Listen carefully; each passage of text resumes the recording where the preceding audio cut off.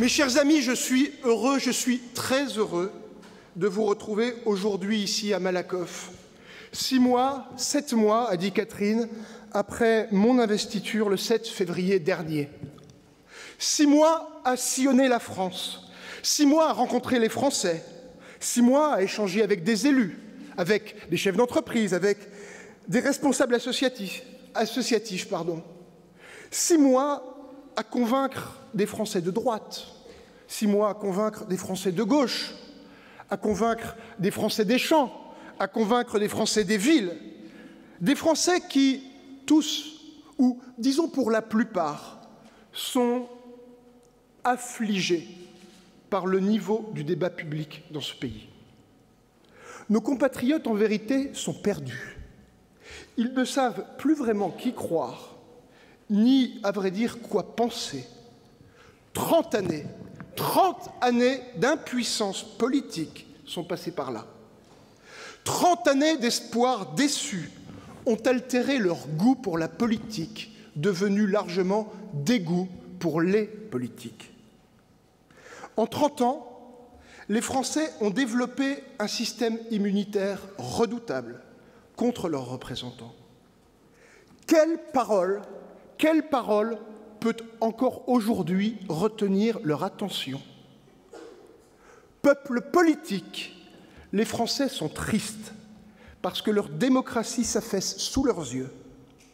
Avant, la force du politique s'enracinait dans le suffrage. Aujourd'hui, la politique détourne le suffrage. Depuis 30 années, nos institutions ont été capturées par les puissants et mises au service de leurs intérêts particuliers. En premier lieu, vous l'aurez compris, je parlais des intérêts de l'argent, bien sûr. Vous savez, cet adversaire qui n'a pas de nom,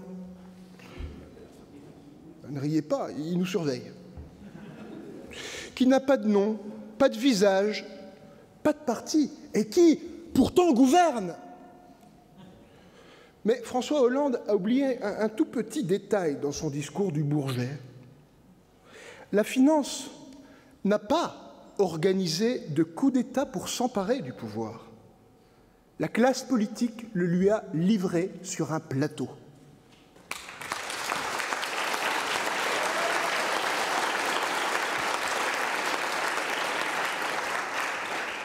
Pendant 30 ans, parce que les grands choix politiques ont été les mêmes, il ne restait aux Français que l'illusion du choix. Les mêmes décisions, incarnées par un personnel politique très largement interchangeable, ont généré chez nos compatriotes d'immenses frustrations. Je suis candidat à l'élection présidentielle pour défendre la plus belle et la plus noble des causes, notre cause commune. Je veux parler de la France. Je suis candidat à la présidence de la République pour proposer aux Français une autre voie, celle de la gauche souverainiste, patriote et sociale.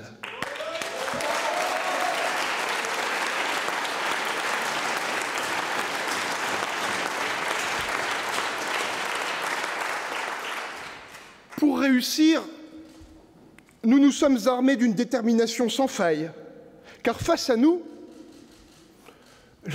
nous sommes obligés de le constater, le système de verrouillage de la démocratie est sans pitié. Le premier verrou, on en a parlé cet après-midi, bien sûr, c'est le système des parrainages.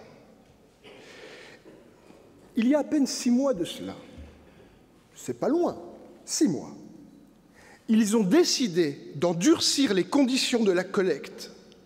Ce durcissement-là a été rendu possible par une entente entre le Parti socialiste et l'UMP, je ne peux pas dire les Républicains, toujours prompts, dans ce genre de circonstances, à trouver des arrangements lorsque leurs intérêts bien compris sont en jeu. Quel mépris! Mais quel mépris de la caste politique pour le débat démocratique! Mais au fond, c'est un aveu de faiblesse de leur part.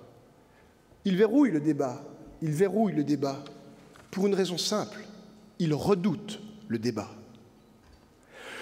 Je veux, à cet égard, remercier chaleureusement les militants qui, sur le terrain, vont à la rencontre des maires.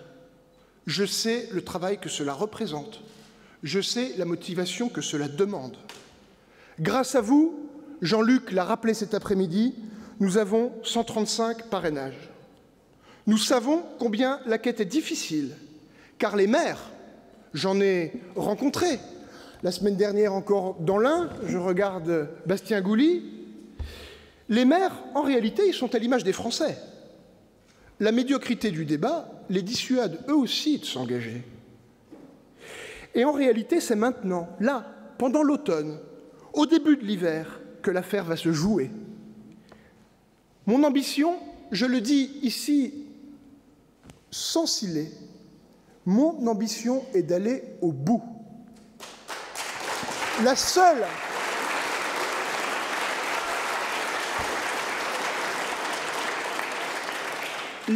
chose, je dis bien la seule chose qui pourrait nous empêcher d'être présents au premier tour de l'élection présidentielle, ce serait de ne pas réussir à réunir ces parrainages.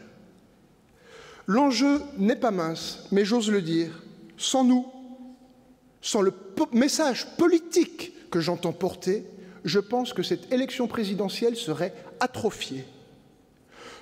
Nous sommes aujourd'hui ici plusieurs centaines. Je veux vous le dire à chacun d'entre vous. Là où nous en sommes, il suffit que chacun d'entre vous ramène un parrainage d'ici le mois de février prochain, et il y aura un bulletin de vote FODO en avril prochain, au premier tour de l'élection présidentielle.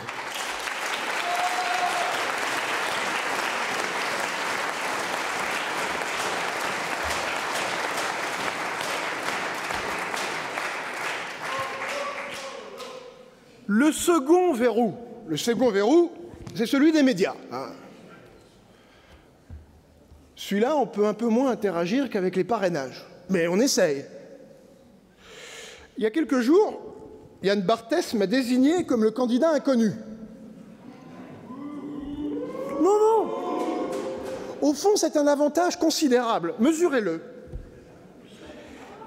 Face à l'épuisement du système, mieux vaut un candidat inconnu qui défend des idées nouvelles que des candidats trop connus qui récitent en chœur la même rengaine.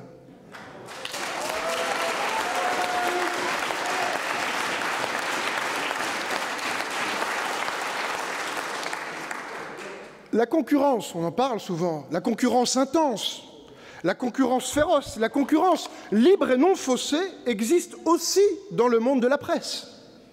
Elle donne mécaniquement la priorité à l'émotion, à la simplification, aux petites phrases. Et j'ajouterais que la mode, qui est devenue une mode, des primaires aggrave copieusement le phénomène.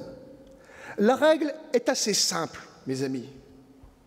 Pour exister, pour se démarquer, pour faire parler de soi, eh bien, il y a une prime à celui qui raconte à peu près tout et n'importe quoi. Au lendemain de l'attentat effroyable de Nice, on a vu un concours d'ineptie, il n'y a pas d'autre mot, d'ineptie en tout genre.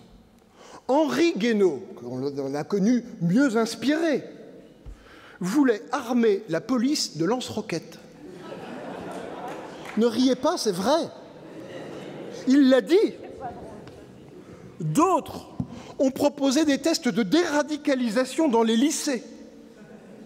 L'état de siège ou la création d'un Guantanamo français. On a même ressorti à l'occasion des cartons un ancien président de la République, alors, il semble souffrir de sa retraite anticipée, qui veut incarcérer les gens sur la base d'une simple suspicion, l'appartenance au fichier S. C'est le grand retour des embastillages et des lettres de cachet, mes amis. Et pour tout vous dire, je suis un peu étonné dans cette affaire de n'avoir pas entendu Nadine Morano. Elle n'a pas eu l'idée de rouvrir le bagne de Cayenne. Mais Au fond, comme on n'est jamais à une surprise près, j'ai vérifié. Elle s'est fait doubler par Nicolas Dupont-Aignan, dites donc. Il l'a dit. Il l'a dit.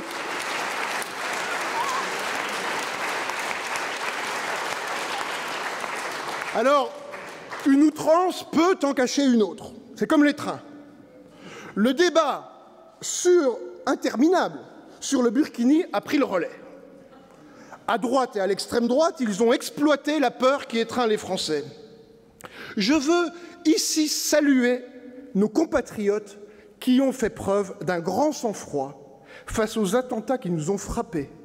Et j'invite tous ceux qui prétendent recueillir leur suffrage à prendre exemple sur notre peuple.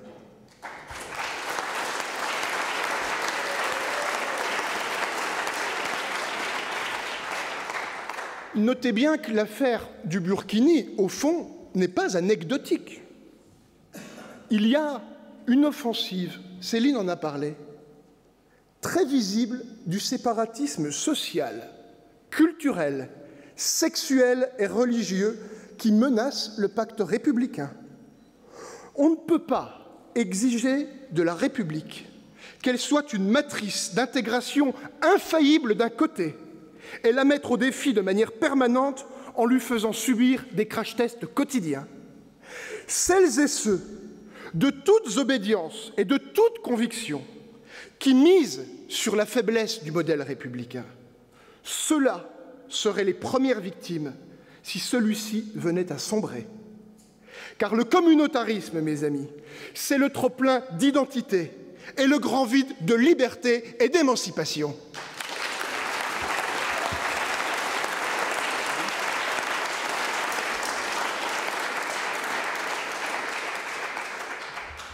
Sous prétexte de liberté individuelle, je vois des cohortes autour de nous, de militants de gauche sincères, qui cèdent aux intimidations des fondamentalistes qui remettent en cause l'égalité homme-femme. Il n'est pas question de céder car ce serait renoncer à nous-mêmes. On peut théoriser à l'infini sur la liberté de certaines de nos compatriotes musulmanes qui choisiraient librement l'enfermement du voile.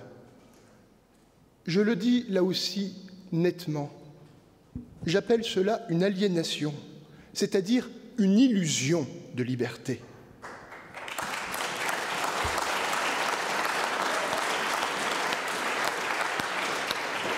Alors, bien sûr, nous sommes un État de droit et il n'est pas question de le remettre en cause.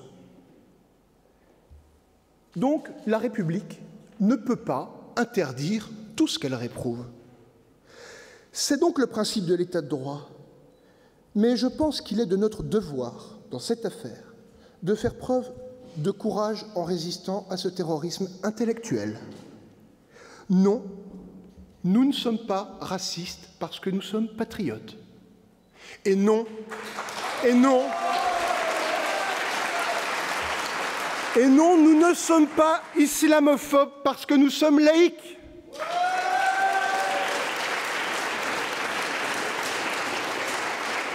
La laïcité sans ruse, sans adjectif, ne se réduit pas à la belle loi de 1905 sur la séparation des églises et de l'État. La laïcité, elle est dans chacune des consciences. La compréhension que la loi de la République ne se soumet à aucune règle coutumière.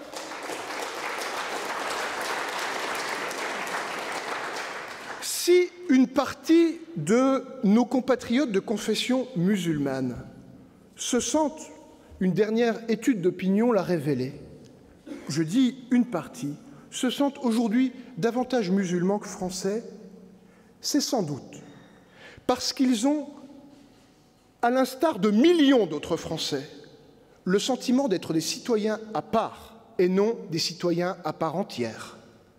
La République est la plus belle des communautés que nous avons à leur offrir, la communauté nationale dont ils sont les enfants. L'injonction permanente qui leur est faite de montrer patte blanche et de démontrer leur attachement à la nation est assez pénible.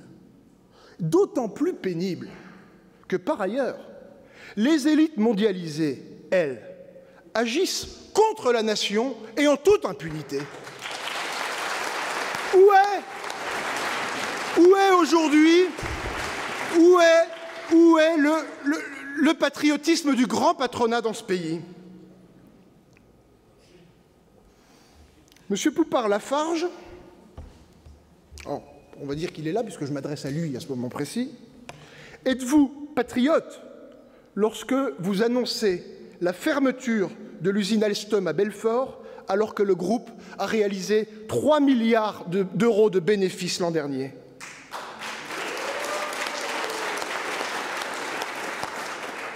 On le voit, toutes ces questions ont une dimension explosive dans une France qui doute. La crise économique et sociale ne saurait tout expliquer, car une nation, mes amis, ne se réduit pas aux conditions matérielles d'existence des citoyens. La France, notre nation, est indissociablement un modèle politique, culturel et social.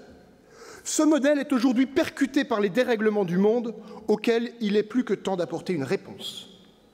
Cette réponse a nécessairement une dimension défensive, car nous avons un patrimoine commun à préserver, une identité collective qui repose essentiellement sur l'idéal républicain. Cette réponse doit aussi être offensive. J'invite les citoyens à se rassembler pour penser, imaginer et promouvoir une République qui parle au monde, mais une République qui ne renonce pas à elle-même. Le projet que j'entends présenter aux Français repose sur 5 piliers, 5 orientations majeures pour aborder les temps qui viennent. Ces piliers incarnent la gauche républicaine que nous représentons. Notre ambition, notre belle ambition, c'est la reconquête de la souveraineté populaire et nationale pour réussir enfin la transformation sociale. La première priorité, c'est la réponse à la crise démocratique que nous traversons. L'impuissance du politique et l'effondrement de la parole publique mettent en évidence les carences de nos institutions.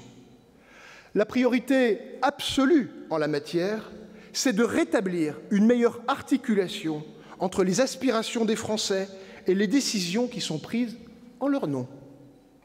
C'est de promouvoir des dirigeants qui servent les intérêts de la nation plutôt que les leurs. C'est de rétablir l'équilibre des pouvoirs entre le législatif et l'exécutif. Et je nous mets tous en garde. Il ne s'agit pas, à mon sens, de céder à la mode d'une 6e République démagogique et suspicieuse, mais de proposer une vraie mise à jour de la 5e République. Je pense que si l'on considère que la France est une nation adulte, il faut qu'elle perde la mauvaise habitude qui consiste à changer de constitution 2 fois par siècle. Cette mise à jour passe en tout premier lieu par le retour au peuple, qui est aujourd'hui tenu à bonne distance des grandes décisions. Et y a-t-il un meilleur moyen de s'en remettre aux citoyens que de développer l'usage du référendum? Je propose donc d'instituer une journée référendaire annuelle, au cours de laquelle plusieurs grandes questions seraient soumises à la souveraineté populaire. En concentrant les questions une journée par an, je veux débarrasser le référendum de sa dimension plébiscitaire. Ce référendum élargi et régulier, c'est l'élément qui manque, d'après moi, aujourd'hui à notre régime. S'il avait existé, il nous aurait épargné sans doute les excès ou ces moments de grande contestation qui auraient pu être résolus par l'expression populaire. Le premier printemps, c'est le printemps de la droite, le printemps du mariage pour tous. Le deuxième printemps, c'est le printemps de la gauche, c'est le printemps de la loi El Khomri. Le pouvoir de convocation d'un référendum ne doit plus être le privilège du monarque républicain. Je propose de créer un droit d'initiative populaire pour inscrire automatiquement à l'ordre du jour de ce référendum annuel toute question qui recueillerait plus d'1 million de signatures.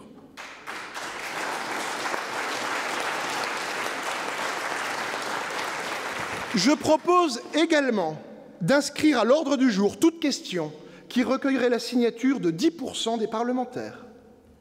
Cette journée référendum annuelle doit permettre à nos concitoyens de retrouver un minimum de confiance dans les institutions.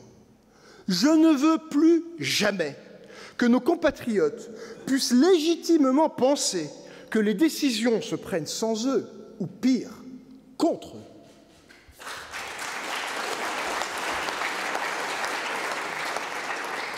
Je proposerai par ailleurs de rendre obligatoire l'usage du référendum pour toute réforme de la Constitution, pour la ratification des traités européens et des grands traités commerciaux.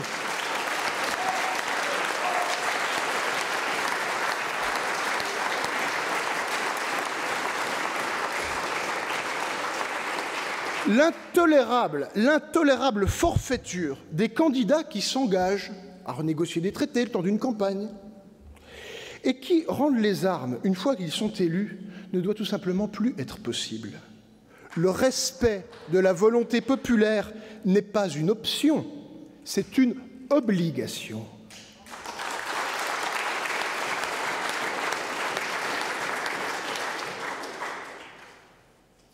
Je crois aux vertus du système représentatif, ce qui ne signifie pas dans mon esprit que les élus disposent d'un chèque en blanc.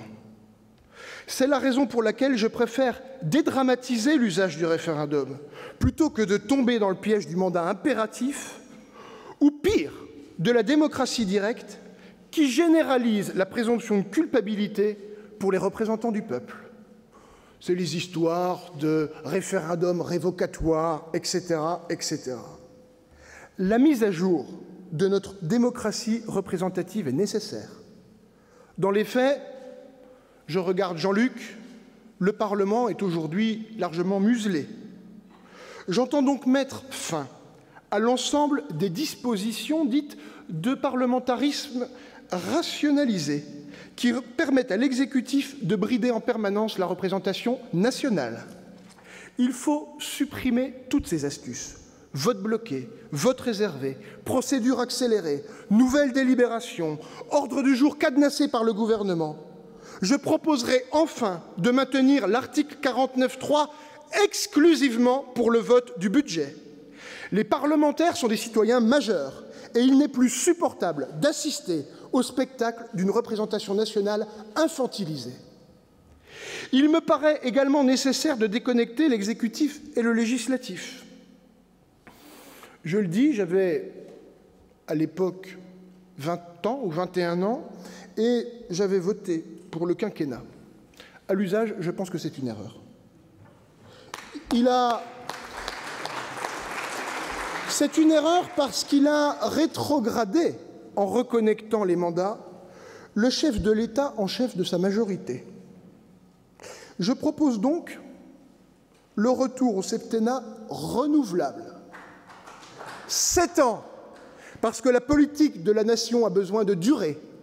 Renouvelable, parce que c'est le meilleur moyen pour contraindre un président élu de rester connecté aux citoyens s'il veut toutefois avoir une chance d'être réélu.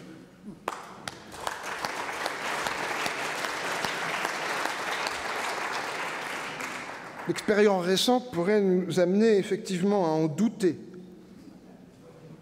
En 1967, un certain Jacques Mandrin, que certains d'entre vous connaissent, proposait une réforme vigoureuse de l'ENA, l'École nationale d'administration, dans son livre « L'énarchie ou les mandarins de la société bourgeoise ».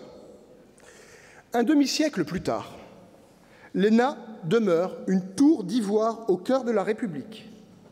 Nous avons évidemment besoin de former des hauts fonctionnaires et des grands serviteurs de l'État.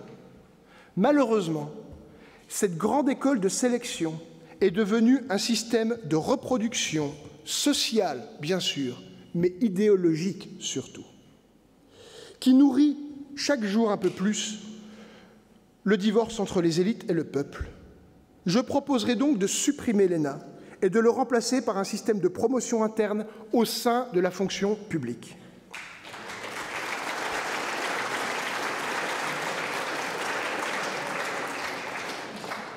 Cette réforme implique autre chose, qui va avec. C'est de mettre un terme enfin au pantouflage qui n'est rien d'autre que le mercato des élites. Des cabinets ministériels aux grands groupes privés, des grands groupes privés aux lobbies, des lobbies à la finance, de la finance aux mandats électifs et des mandats électifs aux cabinets ministériels. Cette république de l'entre-soi finit, mes chers amis, par ressembler à une république bananière. Quand on voit le transfert de l'ancien directeur du Trésor dans un fonds d'investissement chinois, je me demande, au fond, si ça ne peut pas être qualifié tout simplement d'intelligence avec l'ennemi. Je n'ai rien contre les Chinois, rien du tout. Mais il faut être aveugle pour ne pas voir que dans la mondialisation, la Chine nous mène une guerre économique impitoyable. Je propose de reconquérir notre souveraineté. Ah ben, là, ça y est, je me suis emmêlé dans mes notes. Voilà. J'en arrive au deuxième pilier de mon projet. C'est la réponse à la crise de l'Europe. Frédéric en a parlé tout à l'heure. L'Europe taille unique, celle de la monnaie unique, du budget unique, des frontières uniques, est en train de mener le continent au désastre. Cette Europe unique procède de la stratégie de l'intégration forcée pour imposer le modèle fédéral. Mais il y a un petit caillou dans la chaussure, en fait. C'est que les peuples, ils n'en veulent pas du modèle fédéral. L'inexorable montée du Front National, le Brexit, le mouvement 5 étoiles en Italie, les succès de l'AfD en Allemagne et des mouvements d'extrême droite en Autriche, aux Pays-Bas, tout cela ne suffit-il pas à nos dirigeants pour qu'ils retrouvent la vue? Pour sauver l'Europe aujourd'hui, il faut la délivrer du fédéralisme rampant, qui est vécu comme un système disciplinaire. Je propose donc de défédéraliser l'Europe pour bâtir une grande coopérative des nations et des peuples. C'est cela le projet que nous devons porter.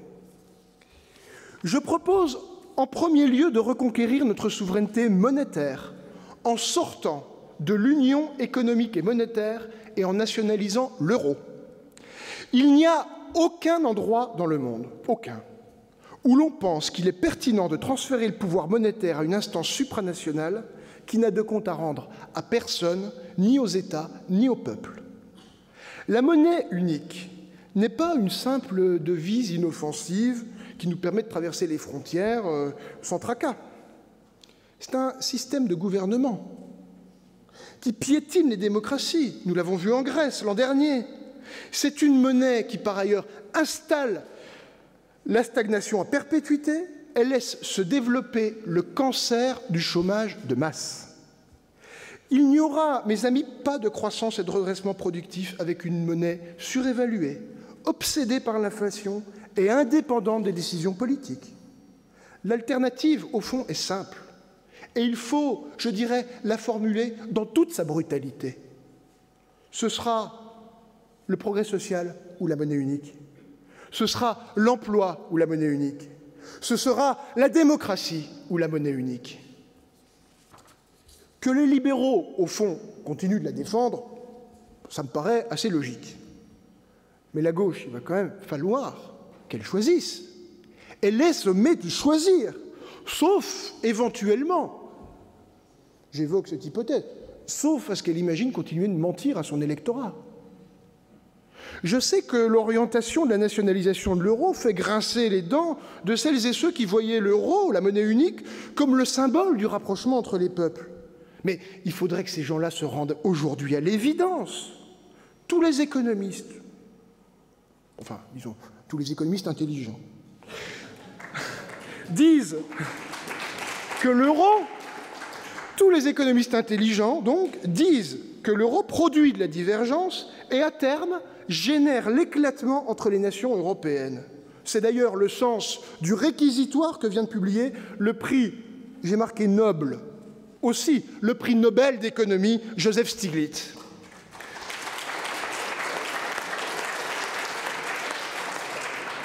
L'euro dans son format actuel, n'est pas viable. Alors, je propose un jeu très simple. C'est que ceux qui sont d'accord avec moi sur ce diagnostic doivent conclure avec moi qu'il est beaucoup plus sage d'organiser la sortie de l'euro plutôt que de la subir plus tard dans les pires conditions. Et l'organiser, cela veut dire nationaliser l'euro. Défédéraliser l'Europe exige ensuite de reconquérir notre souveraineté budgétaire. Je propose de nous affranchir des politiques d'austérité, de dénoncer unilatéralement le pacte budgétaire européen. La discipline des 3% est une règle qui plombe notre économie, appauvrit nos territoires et détruit nos services publics. Le Parlement français doit retrouver sa liberté pour voter le budget de la nation, c'est-à-dire programmer les dépenses qui traduisent les priorités politiques et le contrat qu'ils ont passé avec les citoyens.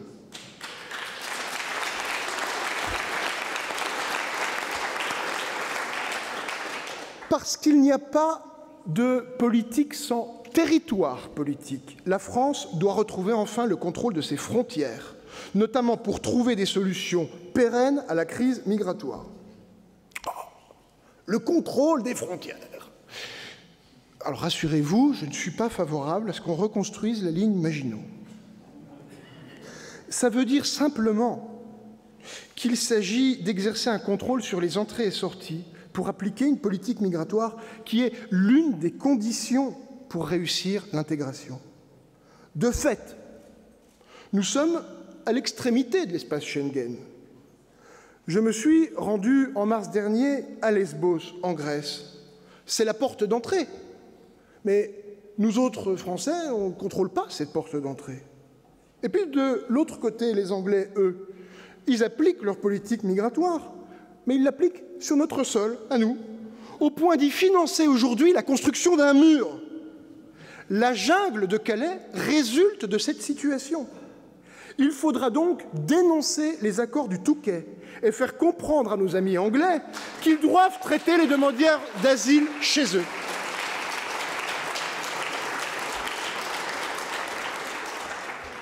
Enfin, je le dirai là aussi simplement, défédéraliser l'Europe implique de supprimer la Commission européenne. Ce super gouvernement... Non. Le super gouvernement qui n'est responsable devant personne.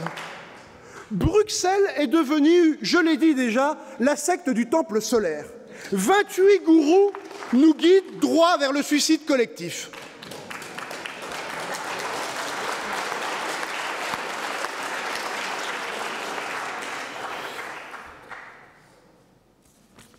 L'Europe que j'appelle de mes vœux, c'est l'Europe du commun, l'Europe des projets mis en commun. Je propose de développer les projets de coopération scientifique, industrielle, culturelle, avec tous ceux de nos partenaires qu'ils souhaitent. On ne peut plus attendre l'improbable unanimité de sommets qui accouchent de souris. L'unanimité nous conduit toujours à des logiques de tout petits dénominateurs communs qui ne font pas une ambition pour l'Europe. Je préfère l'Europe de la preuve à l'Europe des déclarations. Airbus, Erasmus, Arianespace sont nés d'initiatives légères et consenties. Et c'est pour cela que ça marche.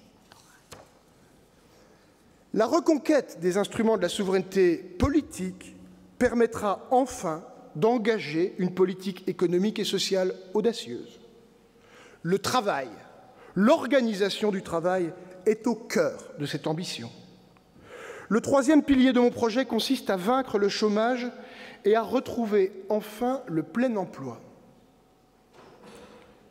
J'ai bien dit retrouver le plein emploi, le mot qu'on ose à peine formuler aujourd'hui. C'est une exigence en réalité, parce que rien, je dis bien rien, même pas les codes du travail, ne sont en définitive plus protecteurs des salariés que le plein emploi. Le chômage, c'est une calamité pour les chômeurs, bien sûr, mais il pèse aussi sur tous ceux qui travaillent. Le chantage à l'emploi, la peur du déclassement sont omniprésents dans le quotidien de nos compatriotes. Ma génération est née avec le chômage et a vécu avec l'inexorable montée de la courbe du chômage. Alors, jusqu'ici, personne ne l'a vu s'inverser. Malgré les promesses, les prophéties que les responsables politiques ont multipliées depuis 40 ans. Les libéraux, ils abordent la question du travail toujours de la même façon, par un biais individuel qui consiste à renforcer la concurrence de tous contre tous. Ça peut être vrai, vous savez, c'est la fameuse phrase de Nicolas Sarkozy pendant sa campagne de 2007, « Travailler plus pour gagner plus ». Ça peut être vrai, mais pour une minorité. Je propose une approche diamétralement opposée. Dans les faits, 6 à 7 millions de Français sont aujourd'hui en dehors du marché de l'emploi. La raréfaction du travail connaît des causes multiples.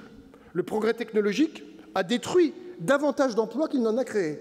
Mais c'est d'ailleurs l'humanité qui l'a recherché, pour éviter les boulots indignes, les métiers pénibles. La mondialisation organise un système de concurrence parfaitement déloyal. C'est la deuxième raison. Et j'ajouterais, la pression exercée par les exigences de rendement du capital encourage la productivité, qui repose sur un nombre de plus en plus réduit de salariés. Donc il faut d'abord comprendre d'où on part.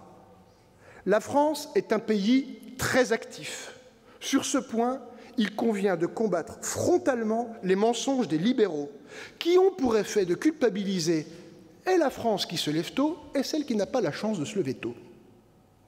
D'abord, les Français travaillent. Il faut le dire et le répéter. Les Français travaillent. 37h30 en moyenne par semaine, c'est davantage que la plupart de nos voisins. Et puis, non seulement les Français travaillent, mais en plus, ils sont productifs. 50% de plus que la moyenne européenne, 25% de plus que la moyenne de la zone euro, devant l'Allemagne. Alors, quel est le problème du marché du travail en France? Au fond, il est simple. La répartition du travail est l'une des plus déséquilibrées du continent. D'un côté, on dispose d'un réservoir de cadres moyens et supérieurs qui travaillent souvent jusqu'à plus de 50 heures par chaque semaine. Et de l'autre, une masse considérable d'actifs inoccupés.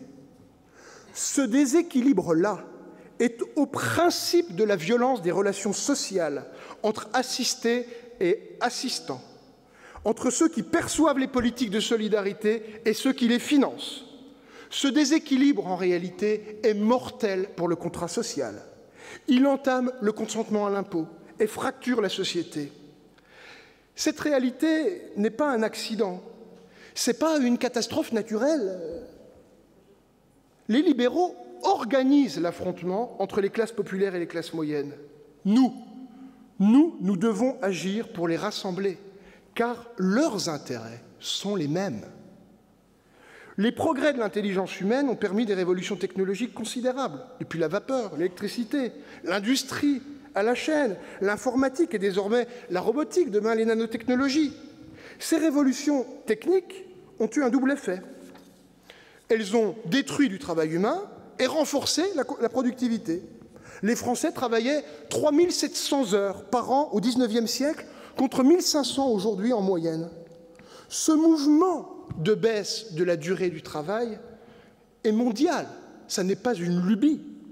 Aucun pays, je dis bien aucun pays, n'a augmenté la durée du travail à moyen et à long terme. Cela n'existe pas. Bâtir une société de plein emploi implique donc de faire un effort massif de répartition du travail pour assurer à chacun des citoyens un rôle et une utilité sociale.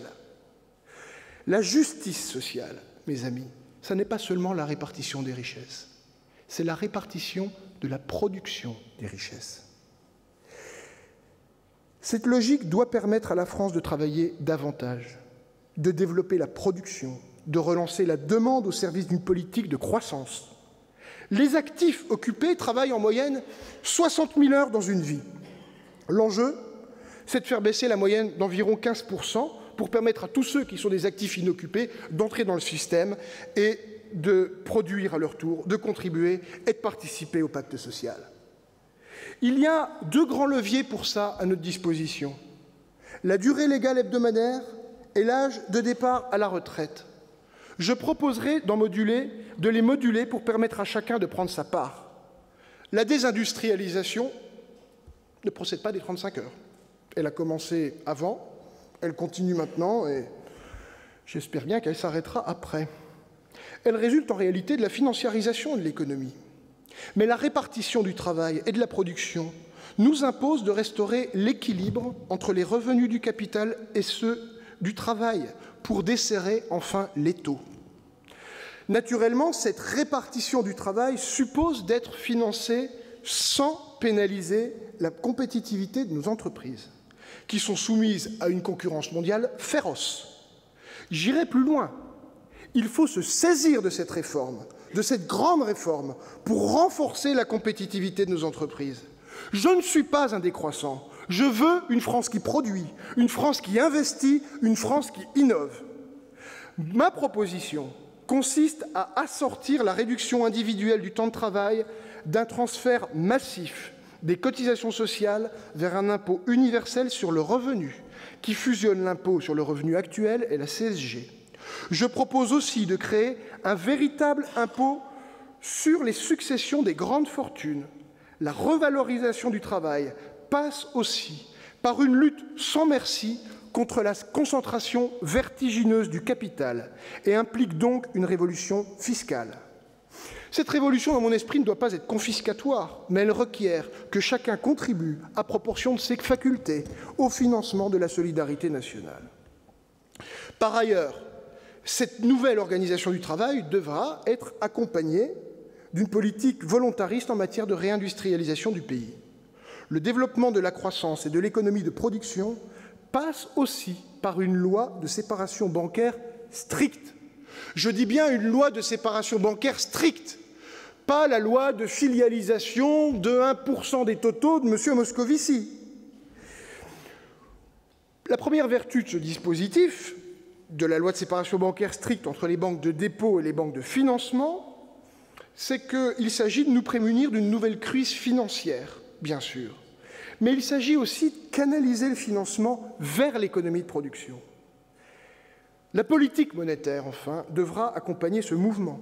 Je proposerai d'introduire dans les statuts de la nouvelle Banque de France, puisqu'il faut l'appeler ainsi, un objectif de croissance et de plein emploi aux côtés d'un objectif d'inflation relevé à 4%, comme le demande d'ailleurs aujourd'hui le FMI. Enfin, la politique monétaire devra favoriser une dépréciation du nouvel euro-franc de l'ordre de 20% pour soutenir la compétitivité de nos entreprises à l'exportation et résoudre enfin le déficit de notre balance commerciale. J'ai conscience, mes amis, que ce projet constitue une véritable révolution, mais je l'assume pleinement. Nous n'avons plus le temps, je le dis, d'amuser les Français avec des mesurettes prétendument modernes. Y a-t-il dans cette salle quelqu'un de sérieux? Il n'y a que des gens sérieux ici. Est-ce qu'il y a quelqu'un de sérieux dans cette salle qui peut nous dire combien de croissance supplémentaire, combien d'emplois ont été générés par les bus Macron? Alors j'entends déjà les cris d'orfraie des libéraux. Eux, ils promettent aux Français de la sueur et des larmes. C'est pas difficile de les repérer, hein, ils disent tous la même chose. Macron, Juppé, Le Maire, Sarkozy, Fillon, et demain peut-être aussi le président sortant, on ne peut pas l'exclure. Les libéraux de 7 à 77 ans, au fond, ils croient, comme ils ont toujours cru, à l'infaillibilité du marché. Ils veulent remettre en cause les 35 heures, réduire la pression fiscale, défaire le droit du travail. Eh bien, grand bien leur fasse. Hein. Je regardais récemment une affiche de propagande des années 30 contre la loi des 40 heures. On y voit un ouvrier poussé par les centrales syndicales. Il faudrait que vous puissiez visualiser, parce que ça vaut le coup, je vous assure. Donc, un des ouvriers qui est poussé par les centrales syndicales dans le précipice des 40 heures hebdomadaires, qui est juste en bas, quoi, en fait. Hein. Au fond du ravin, il y a des mots, alors, c'est toujours les mêmes. Misère, chômage, prix de revient majoré, vie plus chère. En bas de l'affiche, il y a une légende.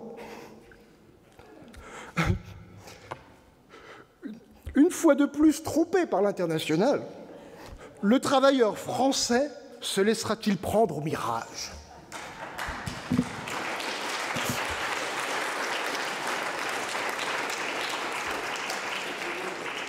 Cette affiche était éditée par une organisation de droite, excusez-moi, mais qui s'appelait Ordre et Bon Sens.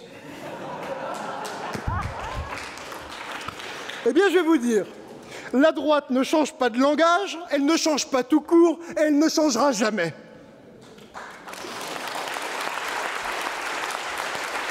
Et allez-y, ça me permet de boire un peu.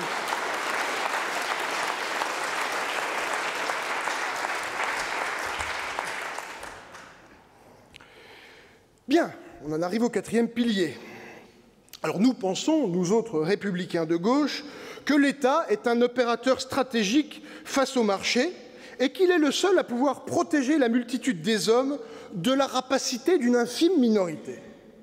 La loi, l'autorité de l'État est nécessaire pour protéger les faibles contre les forts dans la jungle du marché. La loi, l'autorité de l'État est tout aussi nécessaire pour protéger les faibles contre les forts dans la jungle sociale où triomphent parfois les violences les plus inouïes. Le quatrième pilier du projet consiste à rétablir l'autorité de l'État et à assurer la sécurité de nos concitoyens parce que leur sécurité demeure la première de leur liberté. Depuis mars 2012, en France, plus de 240 personnes sont mortes, victimes d'actes terroristes, dont la plupart ont été, sinon revendiqués, du moins motivés par l'action de groupes islamistes. Depuis mars 2012, le rythme s'accélère, les modes opératoires, les cibles et les lieux se diversifient. Le phénomène du terrorisme au XXIe siècle est mondial. Face au terrorisme, nous devons d'abord assurer les Français de la mobilisation des moyens de l'État. Il faut une réponse adaptée à l'état de droit que certains esprits faibles entendent remettre en cause. La virilité de circonstance ne trompe plus personne. Ceux qui ont réussi en quelques années à liquider la police de proximité, à supprimer 12 000 postes dans la gendarmerie et la police et à démanteler les services de renseignement devraient avoir au moins la décence de se taire.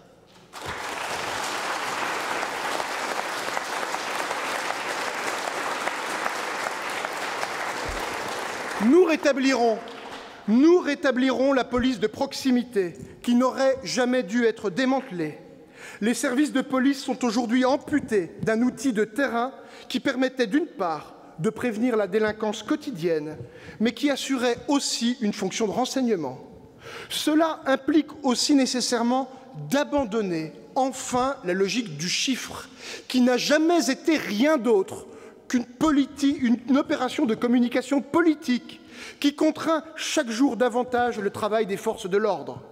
L'efficacité de la police suppose d'abord une présence au cœur de la société, plutôt que de la paperasserie administrative dévolue aux statistiques.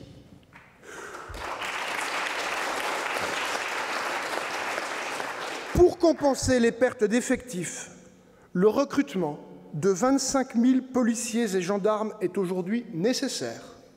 Cela doit être accompagné d'une clarification des missions, avec les polices municipales que je propose de transformer en garde civique communale dotées de missions complémentaires.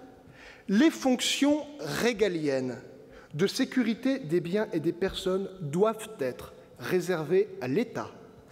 On ne garantira pas la sécurité de nos compatriotes en laissant faire la surenchère de certains élus locaux. Il y avait 400 policiers municipaux armés à Nice. Cela a-t-il empêché le massacre du 14 juillet? Par ailleurs, il faut mobiliser des moyens extraordinaires pour la justice. L'état de nos prisons n'est pas digne d'une grande république.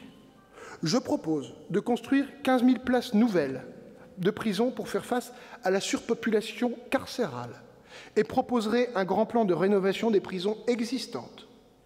La peine doit rester la privation de liberté. La peine, ce n'est pas le cachot. J'entends également instituer une obligation de formation et d'activité pour les prisonniers, parce que la prison doit penser à leur réinsertion. La justice, c'est aussi la justice ordinaire. La France compte aujourd'hui seulement 10 000 magistrats en exercice. C'est 2,5 fois moins qu'en Allemagne. Je propose de recruter 5 000 nouveaux magistrats, pas pour recruter des juges, mais pour leur donner des moyens supplémentaires pour assurer à chaque justiciable un jugement équitable dans un délai maximum de 1 an et la capacité pour les magistrats de faire exécuter les peines telles qu'elles sont prévues par la loi. Le dernier pilier, c'est bien sûr l'école.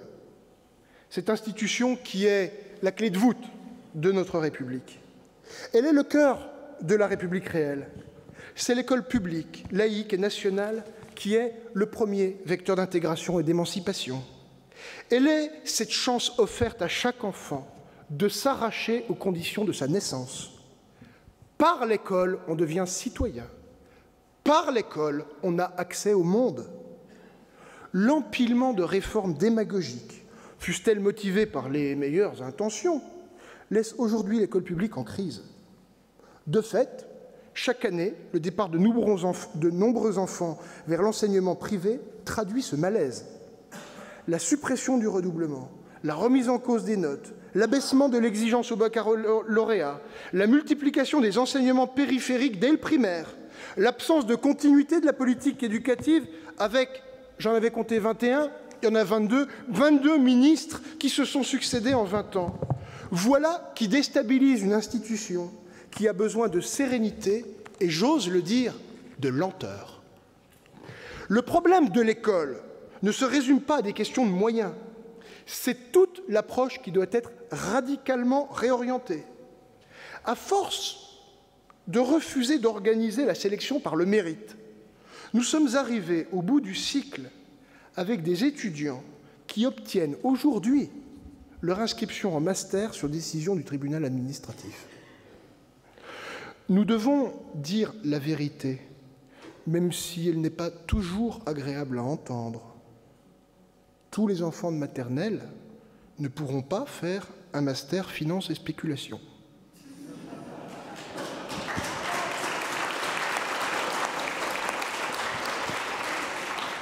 Il s'agit, par la sélection, d'orienter chacun en raison de ses facultés et de ses goûts et de garantir la qualité des enseignements. Beaucoup se joue, nous le savons tous, dès les premières années, en maternelle et à l'école élémentaire. Pour reconstruire cette belle et grande institution, il faudra d'abord concentrer l'effort pour les plus petits et favoriser partout c'est possible la scolarisation dès l'âge de 2 ans. Lors de la mise en œuvre de la semaine de 4 jours, alors ça devait être pour réduire les coûts, parce que la droite trouve toujours que l'école, ça coûte trop cher. Le gouvernement de François Fillon avait réduit l'enseignement au primaire de 2 heures par semaine. Je proposerai de revenir à la semaine de 26 heures sur 4 journées et demie. Ces 2 heures supplémentaires serviront à renforcer l'enseignement du français, parce que l'enseignement de la langue est la priorité. J'ai bien dit la priorité.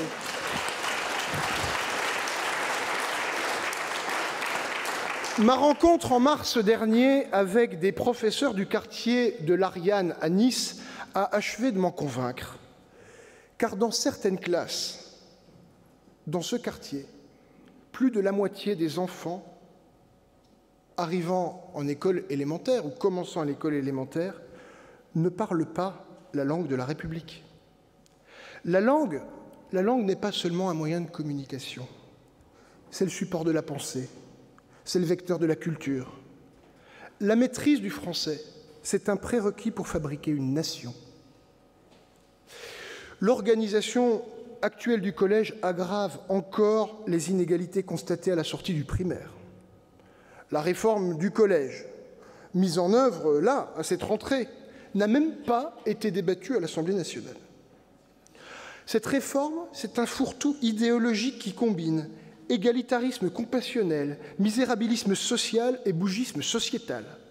Les enseignements pluridisciplinaires, l'abandon ou presque des langues anciennes, l'enseignement territorialisé sont autant de dispositions auxquelles il faut mettre un terme sans délai. J'entends donc abroger purement et simplement cette réforme.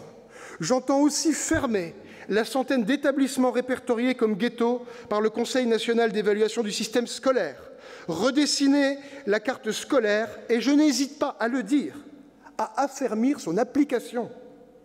Les assouplissements depuis de nombreuses années ont conduit à l'intensification de la ségrégation sociale. La concurrence déloyale de l'enseignement privé sévit aujourd'hui, car lui, il n'a aucune contrainte de mixité sociale. Le privé, sous convention avec l'État, ne peut pas continuer de faire son marché parmi les élèves sans contrepartie. Le conventionnement doit donc être conditionné à des obligations d'accueil des élèves boursiers dans l'école privée afin que l'effort soit partagé.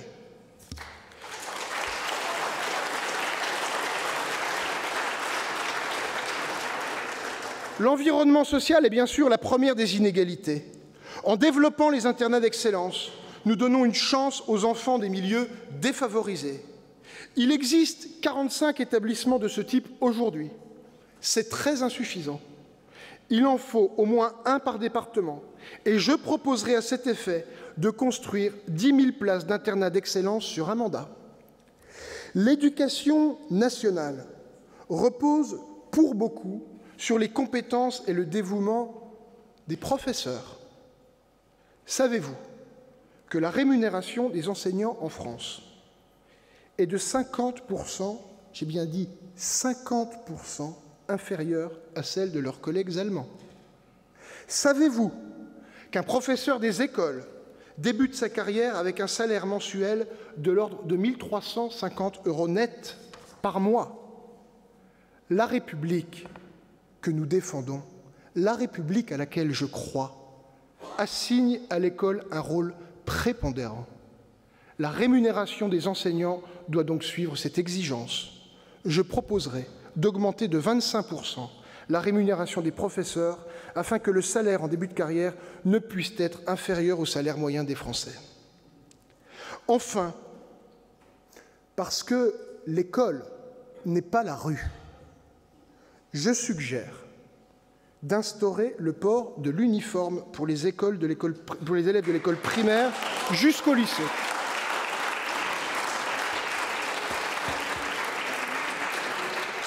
Je ne méconnais pas, visiblement pas ici, il n'y a pas d'oreille trop chaste, en fait.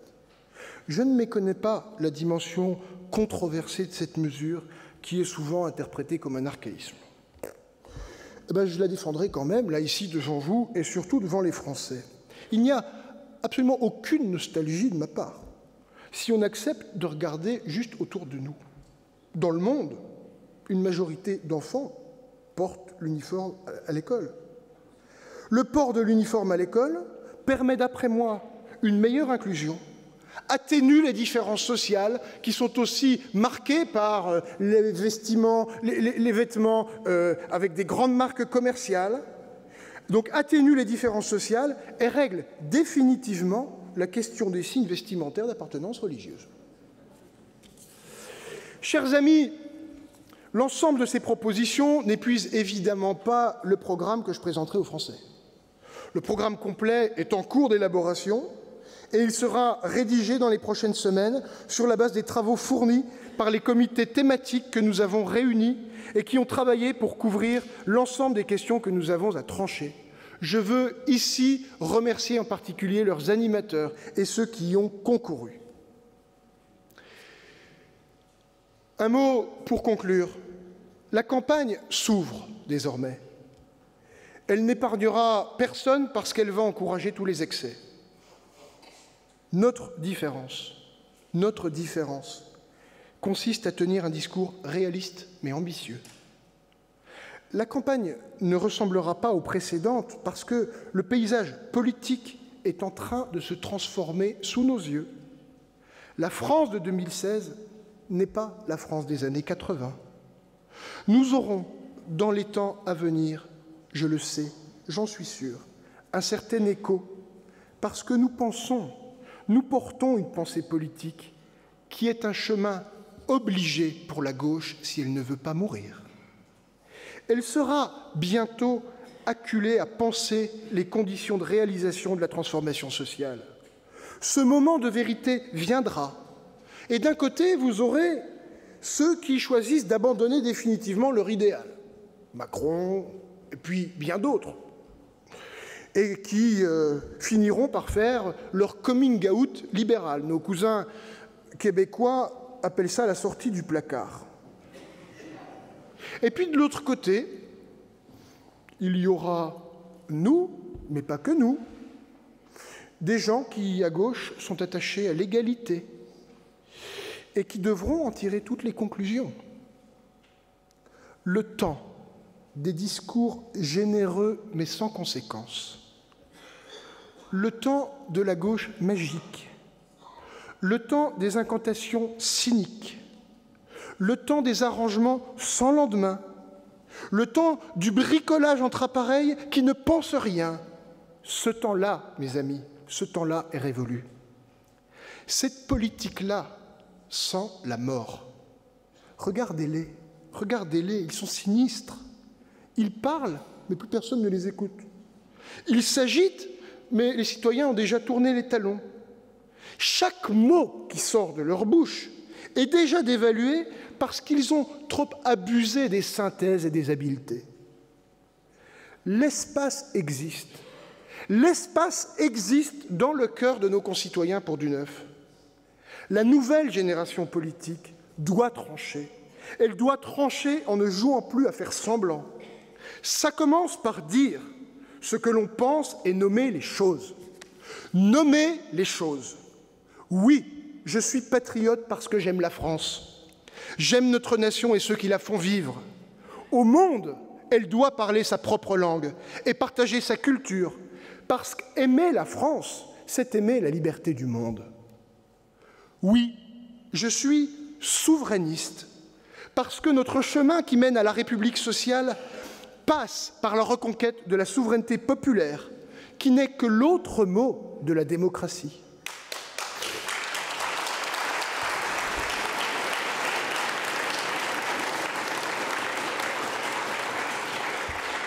Et oui, je suis progressiste, parce que nous pouvons révéler en chaque homme ce qu'il a de meilleur, parce que l'humanité n'est pas l'état de nature où chacun aurait un rôle assigné dès sa naissance.